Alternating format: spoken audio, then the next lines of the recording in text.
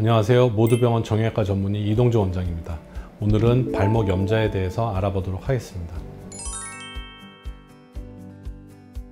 봄철이 되거나 날씨가 좋을 때 많이들 나가서 놀기 시작하는데요. 특히 애들한테서 발목을 접질려서 병원을 찾게 되는 경우가 많습니다.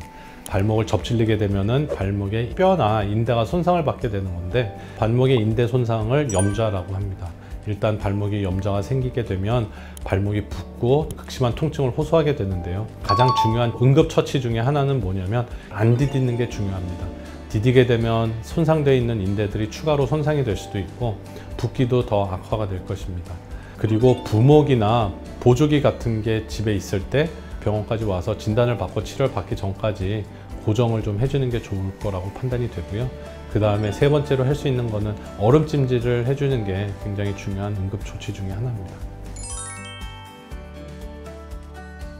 발목을 접질리게 되면은 발목이 붓고 발목에 압통이 생기면서 심한 경우에는 피멍까지 들 수가 있습니다. 피멍이 든다는 얘기는 인대가 파열이 되면서 그 사이에 지나가는 혈관들이 찢어지면서 피가 이제 피부에서 보여지는 게 이제 멍으로 나타나게 되는데요. 일단은 피멍까지 들 정도로 발목이 접질린 경우에는 파열의 정도가 심하다는 것을 의미합니다. 인대 파열의 정도에 따라서 보조기 착용, 부목 고정술, 수술적인 치료까지 갈 수가 있는데요. 우리가 생활을 하는 데 있어서 인대에 추가적인 손상이 가해지지 않고 인대가 늘어나지 않고, 그래서 인대의 자연 치유가 될 수 있게끔 하는 것이 중요합니다.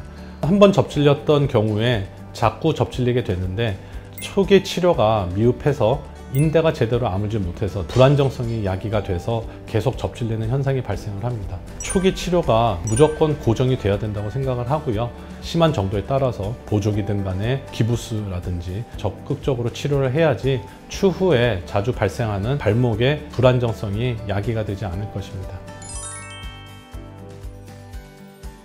발목을 접질리면서 인대가 파열된 경우 인대가 결국은 아물어야 되기 때문에 인대가 아무는데 걸리는 기간은 한 2주에서 4주 정도까지 걸립니다. 절대로 체중 부하를 하면 안 되고 기부스를 하든지 보조기를 착용을 하든지, 그래서 인대가 늘어나지 않을 수 있게끔 발목 인대를 보호해 주는 것이 가장 중요한 치료의 포인트라고 할 수 있겠습니다. 지금까지 발목 염좌에 대한 증상과 치료 방법에 대해서 알아봤습니다.